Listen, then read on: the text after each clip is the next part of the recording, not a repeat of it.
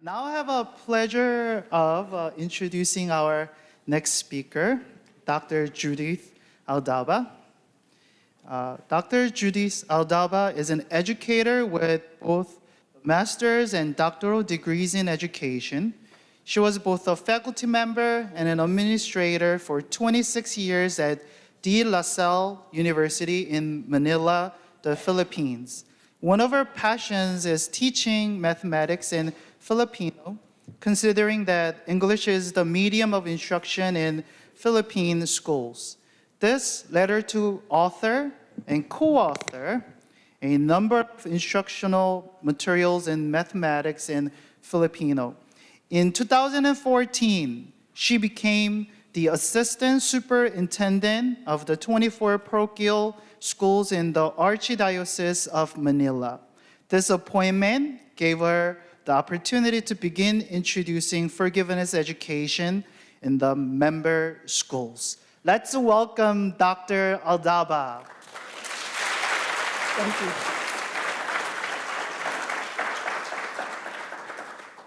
Good morning. I would like to thank Dr. Robert Enright and Ms. Jacqueline Song for the invitation to share the experience of the Roman Catholic Archbishop of Manila educational system in our implementation of education on forgiveness. Our educational system is composed of 25 member schools, including one minor seminary, offering basic education from kinder to grade 12. Our population would range from as small as 36 students to as high as 3,200 students per school. We are located in 5 cities in Metro Manila, Philippines, and we are part of the Archdiocese of Manila. And since we are Catholic schools, our core curriculum is religion, often called Christian Living Education, integrated with values education in our curriculum. The enrollment before the pandemic of our 25 schools was more than 29,500 students. But we are manned by more than 1,600 people, both teaching and non-teaching staff. But when the pandemic came, our enrollment went down by as much as 20%. And we had to retrench a good number of faculty members and non-teaching personnel, and retained only 60% of our personnel in our schools for 2 years. We hope to improve the enrollment this coming school year. How did we prepare for the education on forgiveness in our schools? In December 2017, Dr. Robert Enright was invited by Cardinal Luis Antonio Tagle, Archbishop of Manila at the time, to have a virtual orientation on forgiveness given to the different organizations and ministries of the Archdiocese. Immediately after the virtual orientation, Jacqueline Song was there physically, was in Manila physically. She emailed to us the curriculum on education on forgiveness given to kinder to grade 12. However, when we presented the curriculum to the teachers, to the principals, they were not so enthusiastic. They would not be engaged in the review because they feel that this is another additional task for them. Hiring a new teacher to give the program will mean a financial burden to the schools, and adding another 1,001 reasons they would not do it. But I was very persistent because I have the inspiration of Cardinal Chito Tagle and Dr. Enright. So in January 2018 to May 2018, immediately after the virtual orientation, we still insisted to review the curriculum guides by some principals who may be interested. So it was voluntary on their part. And then in 2018, May, Dr. Enright was in the Philippines and he gave us 2 sessions on forgiveness education. The first session was given to the different ministries of the Archdiocese.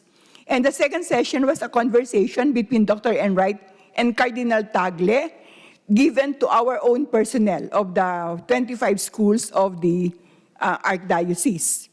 And therefore, after that session, probably the Holy Spirit came down, and by June 2018 until May 2019, for one school year, we were able to get a good number of volunteers. The principals were not very much interested, but we had a good number of teachers who were interested to try the program. And in that particular orientation, we did not impose among our teachers, among our principals, the implementation. There was reluctance among the majority of the principals to experiment. We created a coalition of the willing to further study education and forgiveness, because we want that those who will be interested would own the program. I can give them the directions, Cardinal Chito can give them the directions, but if they are not owning the program, they will do it out of responsibility and task, not as a mission. And I always tell them, even if there is only one school to try it out, we will never give up. And I'm just so happy there is one school that tried it out. It's the Holy Family Parochial School. And you know, the Holy Parochial School is an interesting school.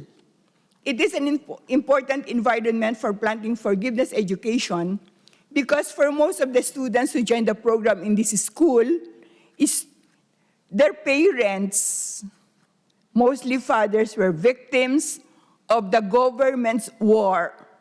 And some of them were killed during encounters with the police in 2016, when President Duterte took over as president of our country. And his first goal was kill, kill, kill. You must have read that in the newspapers. So, Holy Family Parochial School is a very small school. It offers grades 1 to 6 levels. And we had only 97 students at that particular time.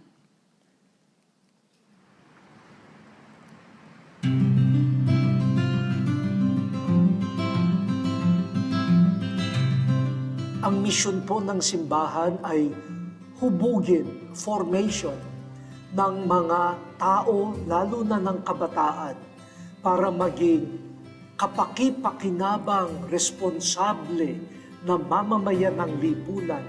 Ito po ang misyon ng lahat ng paaralang Katoliko sa Archdiocese of Manila. At ito rin ang misyon ng Holy Family Parochial School.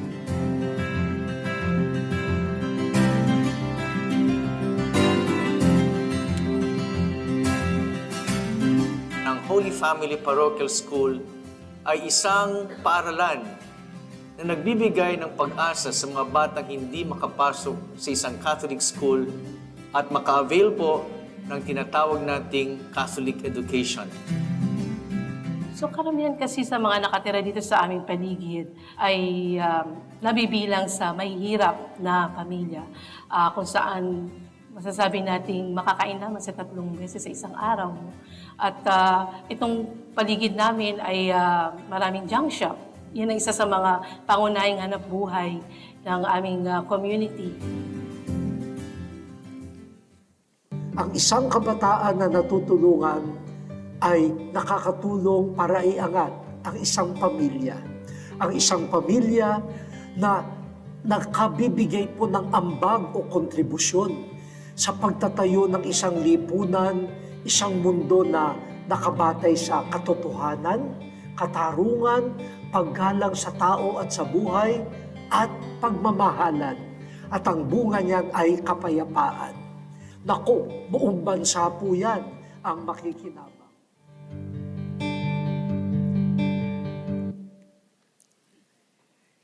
The medium of instruction we used was Filipino. The students were given the same program from grade 1 to grade 6, and the principal was the one who handled the program. In the beginning, the students thought that it was easy to forgive and be forgiven. As the recitation of the Lord's Prayer has always been part of our daily routine, during the beginning of the class, emphasizing the fact, forgive us as we forgive those who sin against us. But the students did not understand what the phrase means. They do not have clear understanding of what forgiveness is. And we did not give them the definition of what forgiveness is. This was a starting point to introduce forgiveness program to them.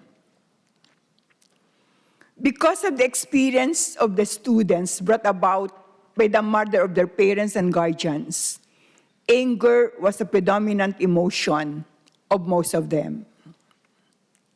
And the following questions were repeatedly asked for more than 2 months. It's not an easy thing to, because at the first time, students may not be giving you any answer at all. Has there been anyone who was angry at you? If yes, who is this person? Why is he or she angry at you?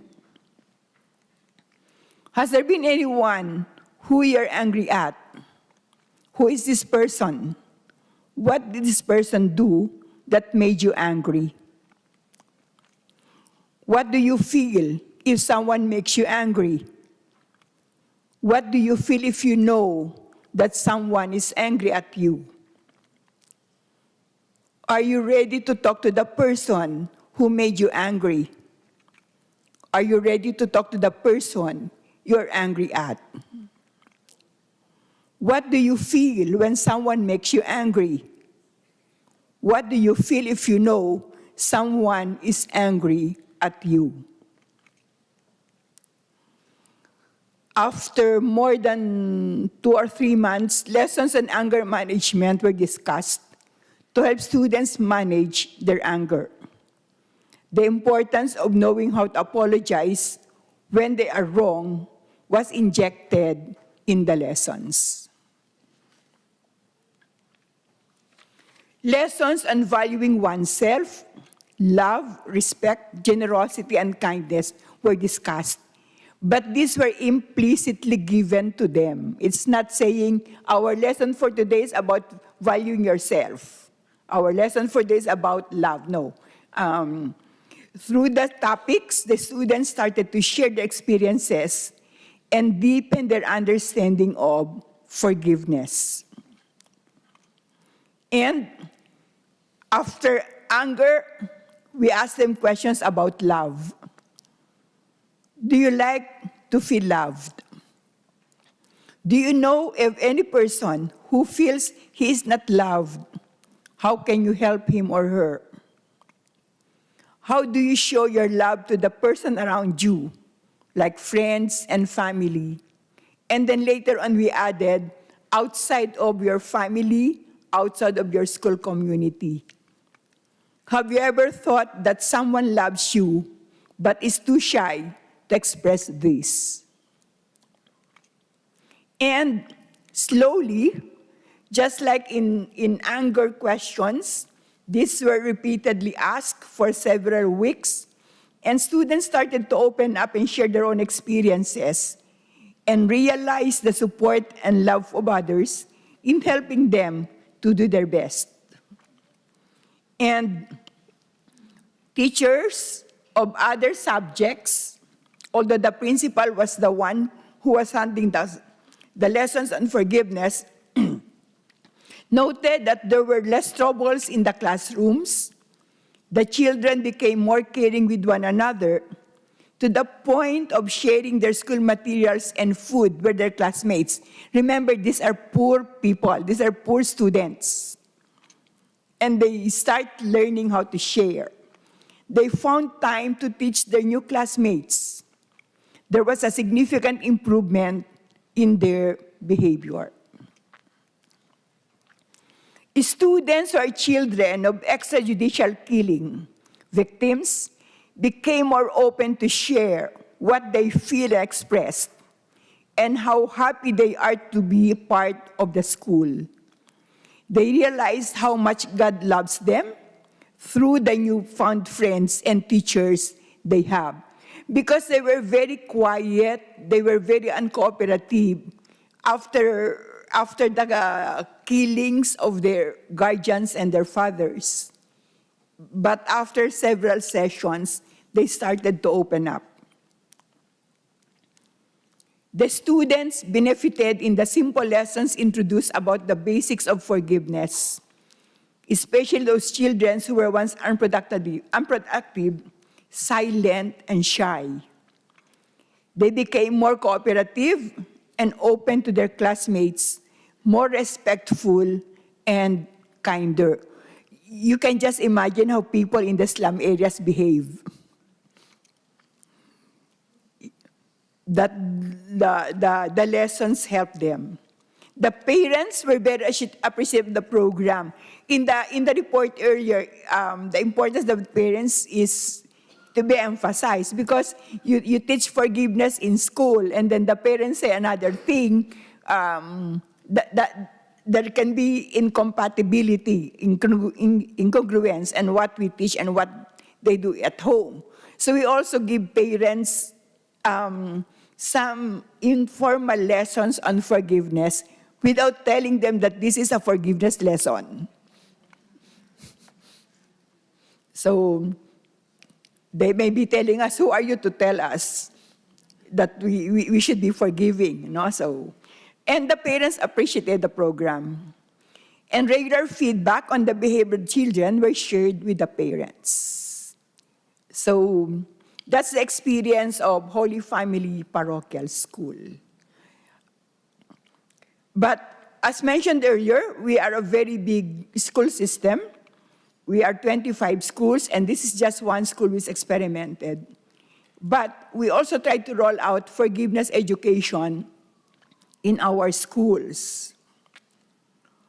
We use 3 models to roll out the education on forgiveness for schools that would like to experiment. One is schools that started with train the teachers. We first have to start training the teachers because they may not know how to forgive. How can you teach something that you do not have? That will be very hard. And it's not a one-shot deal. And then there are schools that integrated the education on forgiveness in the guidance and counseling program. The teachers are so loaded with many things to be done in school. And the guidance counselors are there as support service to our students. And we were able to get a good number of guidance counselors willing to try the program. And then, since we are Catholic schools, they claim that they already have forgiveness in their Christian living classes, and we just allow them to continue that. Again, without defining what forgiveness is, let them discover by themselves. So, 3 schools, Guadalupe Catholic Schools and Isidro and St. John, started the formation of the teachers. It is a regular monthly sessions. We call it the basic ecclesial community sessions. And forgiveness is always incorporated during annual retreats and quarterly recollections. And then the Nazarene Catholic School, we coordinated with the chaplains of the school and the parish priest where the school is located. And in the class masses, homilies are concentrated on forgiveness. And the students are given a chance to give the reflections during their Christian living classes on what they learned from the homily on forgiveness. And St. Peter, the Apostles' School and Holy Family, Holy Trinity Academy, used forgiveness in their guidance and counseling program. So, especially when they give sanctions to erring students. And we had a very good evaluation on this one because although it's not documented, The offender and the offended, whenever ready to face one another, were given chance to air their grievances and learn to forgive one another by simply saying, I'm sorry. We start with small actions. The changes and the behavior are noted by the teachers. They are monitored by the guidance counselors. And this is being checked how the sessions between the offender and the offended affected their own behavior in the classrooms. In St. Anthony's School, this is the one that continued to do the Christian living incorporation of forgiveness in the lessons using Bible stories and true-to-life stories. And here, the sacrament of reconciliation is given importance as part of the process. And here, Manila Cathedral School used as basis the curriculum guide of Institute on Forgiveness, but they developed their own storyboards that are really based on Philippine culture. And this is given daily for 20 minutes. The advisors are assisted by the guidance counselors in the facilitation of the program. And then Espiritu Santo and Holy Child School, these are big schools, 2,500 students and 2,700 students respectively. And they wanted to do that in 2020-2021. So they prepared everybody in 2019. However, because of the pandemic, we were not able to implement. But they showed interest in the implementation. And we noted that the role of the school director, who is a parish priest, is very important in the implementation of the forgiveness program. The support is very important.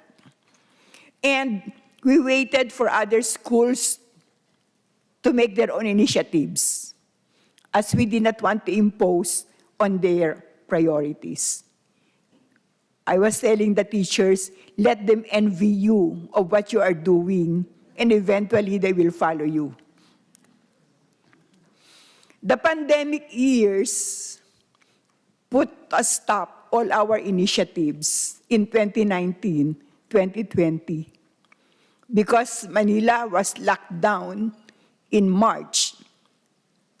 We closed our school year. During the time, we were not able to complete the program, and the following school year, 2020-2021, was a preparation for online classes. So except for religion classes or Christian living classes, the forgiveness education was put a stop in one school year. So we have the lockdowns.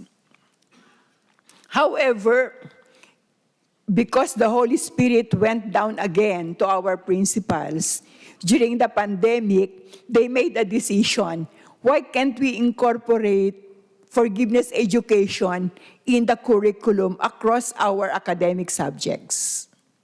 So on their own, they decided to integrate the core values of our educational system purposibly and systematically in the 6 academic subjects from kinder to grade 10. We have core values.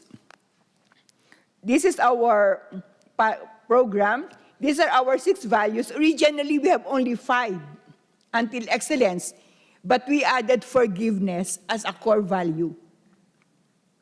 And here, we look, anybody who is in education would know that you should have content standards, performance standards, learning competencies. And with forgiveness, you also come up with this. Incorporated in the 6 subject areas, so that we will not deviate from the curriculum prescribed by the Department of Education, anchored on the vision mission of our educational system. So we have that.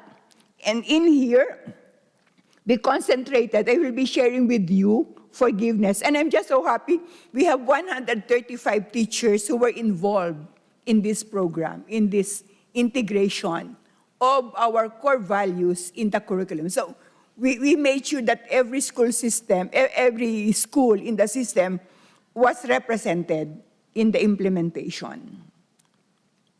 So we have 6 steps. The first one is we draw out the common definition of forgiveness for common understanding. And we allow, after their own readings, after their own research, they came up with their own definition, which I forwarded to Dr. Enright and Miss Jacqueline Song for their comments. And when given back to us, then we posted that as our definition. Identify formation competencies and behavioral indicators of forgiveness. So what are the competencies required so that we know that our students achieve forgiveness? And what are the indicators of students' behavior to show that they have forgiveness? And then we identify secondary values, because the core values are core values of the educational system. But each school has its own core value, and we don't want to deviate from that. So we also identified secondary values that are related to forgiveness. And then we identify scriptural sources of forgiveness. You know, our schools always claim we are Catholic schools and we should always be gospel-based, and therefore we look at the scriptural sources of forgiveness. We draw out the formation standards for each grade level. I will be sharing to you until this part, but I will not be having this portion anymore because this is a work in progress. So we define forgiveness. This is our definition: foregoing of anger and the remission of punishment, releasing the other from blame, leaving the event in God's hands, and moving on. At its highest level, to forgive is to offer love to those who have been unjust. As man receives love and forgiveness from God, man must give it to others who caused offense, not holding grudges or seeking revenge, instead trusting God for justice and loving the person who caused the offense. Forgiveness is thus just the nobility of controlling one's anger and not taking vengeance, or even of patiently waiting until the offender might come asking for forgiveness. It is proactive, seeking out the offender and the unjust as God seeks us out. Real forgiveness offers love, and our God requires us real forgiveness. God's mercy is guiding our mercy, as His forgiveness guides our forgiveness. So that is the approved definition of forgiveness by Dr. Enright. Then, the second step, we identified the formation competencies. We have three competencies: building harmonious relationship, proper communication and dialogue, and pursuit of reconciliation. And for each competency, we identified behavioral indicators. So for building harmonious relationship, we have promotes harmonious relationship based on mutual trust and respect. So you will note here that trust, respect are also values. They may be the secondary values in this particular lesson. Develops a forgiving mind through love and understanding. Builds a peaceful environment. Takes responsibility for the consequence of one's mistake or actions. Understands and respects one's dignity as an individual. For the second, pursuit of reconciliation and dialogue, we have creates harmony with one another through dialogue, communicates humbly and properly towards others by avoiding hurtful or offending words, opens to dialogue in resolving conflicts, sees the situation from the other person's point of view with empathy. And for the third competency, pursuit of reconciliation, shows love and compassion for the offended and those who have been unjust, receives the sacrament of reconciliation, disposes oneself in good temper, foregoing anger or vindictiveness, and chooses to pardon and be compassionate. Restores one's dignity through a process of reconciliation, courageously, prays for the offending person with sincerity, aspires to willingly forgive as an act of the will and a sign of spiritual maturity. This is developmental. Our competencies and behavioral indicators, when we put this in our curriculum, is developmental. So the stages would vary from one level to another. For the third step, we identified our secondary or related values like trust, respect, humility, love, empathy, love for others, etc. So we have that. And we got scriptural references. I only have 4 here, but we have more than 4 scriptural references. Otherwise, I will go beyond 30 minutes given me. So I always get a reminder from Jacqueline every time she emailed me. So these are our scriptural references. Matthew 6:12, Matthew 6:14, Ephesians 4:32, Corinthians, first letter to Corinthians 13:7. And we are developing audiovisual materials for these scriptural passages depending on the level of the student. We also have passages taken from the Old Testament for the older students, for the upper level. And for the step 5, we developed the formation standards for each grade level. And this is the one that took us long. For example, this is the one that we want to have from grade 1 to grade 10. For kinder, developing the value of forgiveness by building a harmonious relationship with the family and school. Like learning to say, I am sorry, I forgive you for a misconduct. And because you know how sometimes kinder students are selfish. Sometimes they get somebody else's things because they envy another person who has that. And this is something that we would like to develop among our students. In grade 1, taking responsibility for one's mistake, its consequence, and apologizing to family and friends, and forgiving unfair behavior.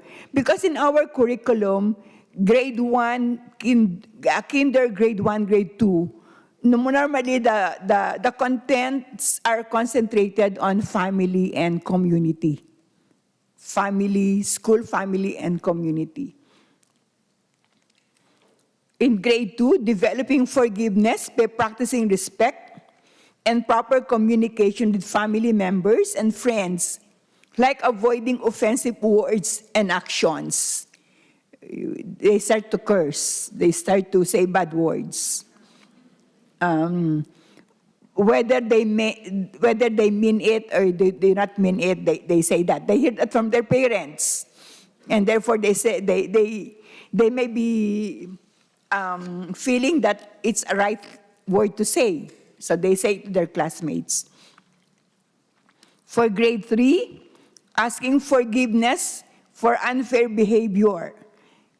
and sins committed against God. Because in grade 3, we already have the sacrament of reconciliation in preparation for the First Communion, the reception of the Holy Eucharist, and others through the sacrament of reconciliation, and aligning one's moral behavior guided by the Ten Commandments in grade 4. Grade 5, upholding the Filipino values focused on peace and justice by owning one's mistake or wrongdoing and accepting the need to change. In grade 6, building a culture of dialogue that stresses humility and empathy, which strengthens the relationship with other members of the community, especially when seeking and giving pardon to others. Grade 7, building a culture of dialogue that stresses openness and peaceful resolution of conflict, and strengthening personal identity and recognition of one's worth. Grade 8, clarifying common misconceptions about forgiveness and applying the process of forgiveness in various situations involving self, family, friends, other community members with reference to the teachings of the church.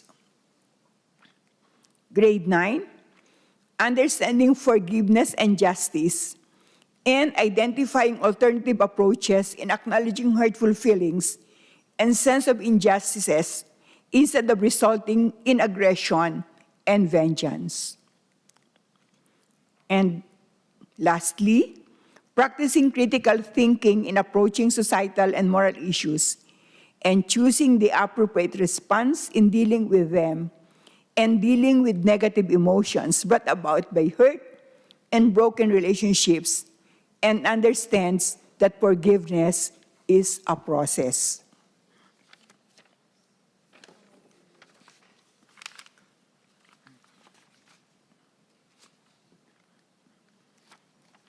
In our preparation for this, we identified topics in a particular subject wherein our core values are integrated.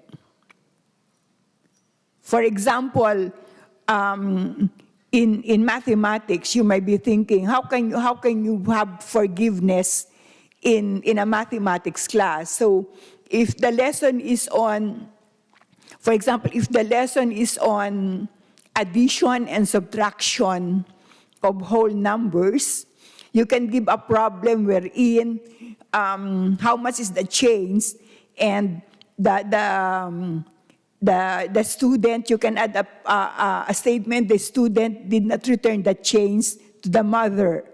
So what happens now?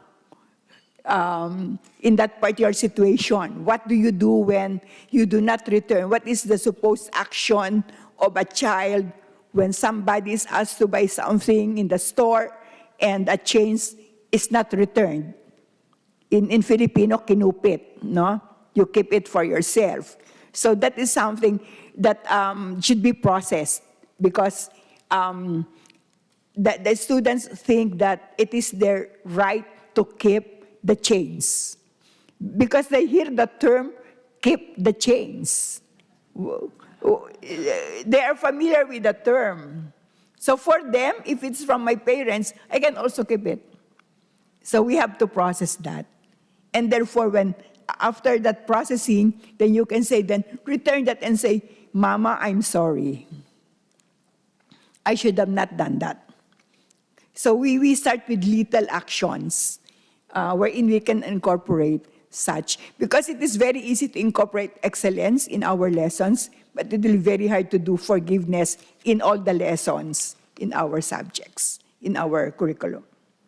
And now, we're starting to do the modules on forgiveness, wherein we identified specific lessons in social studies, in Filipino, in English, in science. For example, in science, I noted that a lot of lessons on forgiveness are incorporated on respect for the environment. Lessons on environment. You are committing something that is not good to our environment. And they're doing a lot of integration for that particular lesson. We're doing that during the summer break, and we hopefully we can implement, at least during the first or second quarter, what we have done for this school year. Allow me to end my presentation with a quotation from Pope Francis. Forgiveness demonstrates the presence in the world of love, which is more powerful than sin. Thank you and have a good day.